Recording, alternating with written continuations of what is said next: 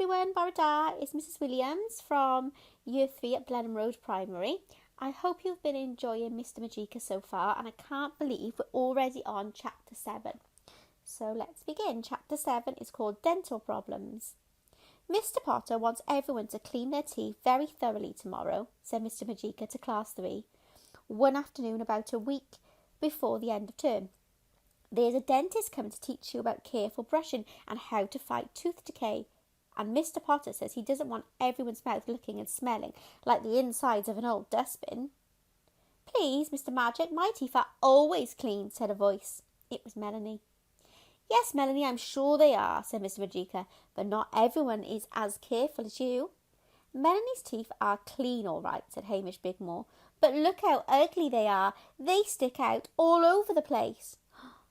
Unfortunately, this was quite true. Melanie did have sticking out teeth, but of course being told this made her cry even louder than usual.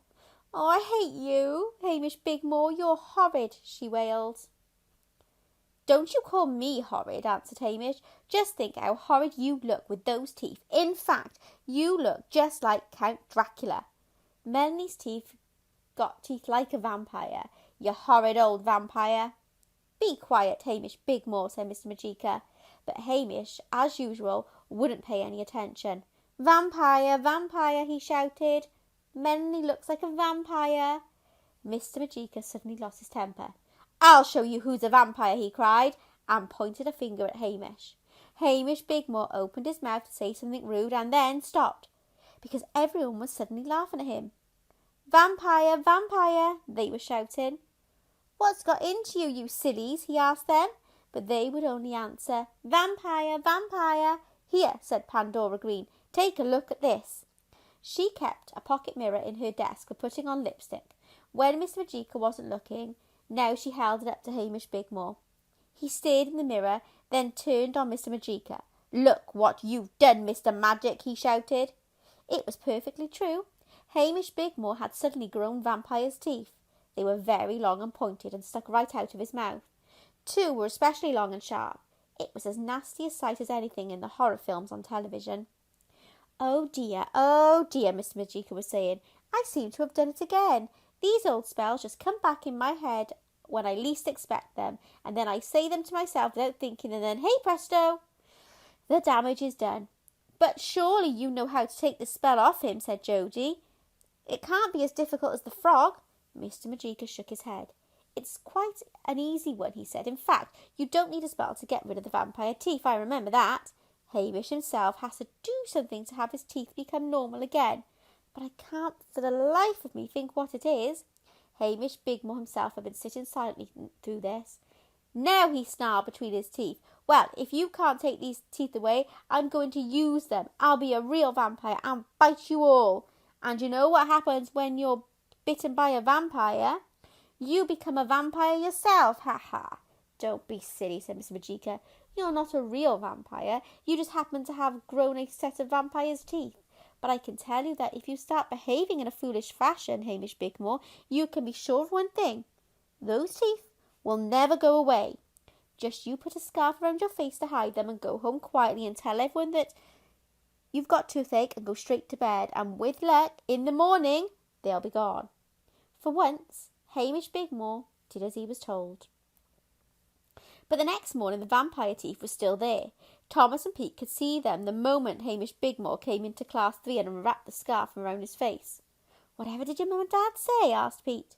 They're away, said Hamish. There's an old aunt of mine looking after me, and she's too short-sighted to notice. Mr. Magic should go to prison for doing this to me. It was all your own fault, said Thomas. But what is the dentist going to say? This was exactly the thought that crossed Mr. Majeika's mind when he arrived in the classroom and saw that Hamish's teeth hadn't changed back in the night. Oh dear, he said, this is going to be very awkward. When the dentist came, it proved to be a lady. Hamish Bigmore had been put in a far corner of the room in the hope that she would not look at him, but she went carefully round everyone in the class, making them all open their mouths. Now, she said brightly, peering into Thomas's, have you been brushing away regularly with Betty Brush and Tommy Toothpaste? You must remember to fight Dan Decay and Percy Plaque, or horrid old Terry Toothache will come along and make your life a misery. She treated us as if we were toddlers in the nursery class, grumbled Jody. But there was nothing anyone could do to stop the lady dentist chattering away in the daft old fashion. Finally, she got to Hamish Bigmore, who, on Mr. Majeika's instructions, had the scarf wrapped tightly around his mouth. "Who have we here?" she said brightly. Hamish got to his feet and started to make for the door. "He's not feeling very well," said Mr. Majeika. "I think he needs to go to the lavatory." "Well, he can just wait a minute," said the lady dentist firmly. "Let's unwrap that scarf, my little friend, and see what we find beneath. Are Dan Decay and Percy Black lurking there? Or have you been a good boy and used Betty Brush and Tommy toothpaste?" Hamish McBigmore had had enough of this. He pulled the scarf from his face and bared his horrid, long pointed teeth at the lady dentist. "No," he cried, "I haven't been a good boy. I'm Victor the Vampire, and I'm going to drink your blood." The lady dentist gave a shrill scream and rushed from the classroom. "Now really," said Mr. Majeika to Hamish Bigmore when the order had been restored, "that was not necessary. You might have given her a heart attack." As it was, the lady dentist had driven away very fast in her little car, saying she never wanted to look at school children's teeth again. "I'm sorry you've still got those teeth," continued Mr. Majeika to Hamish, "but really behaving so naughty will not help. I'm still trying to find out what it is you must do to get rid of them. I've been looking through all my old spell books, and in the meantime I advise you to be as good as possible." Suddenly he stopped. "What's the matter?" asked Jody. "I've just remembered," cried Miss Majeika in delight. "I've remembered what Hamish has to do to get rid of those teeth. He has to be good."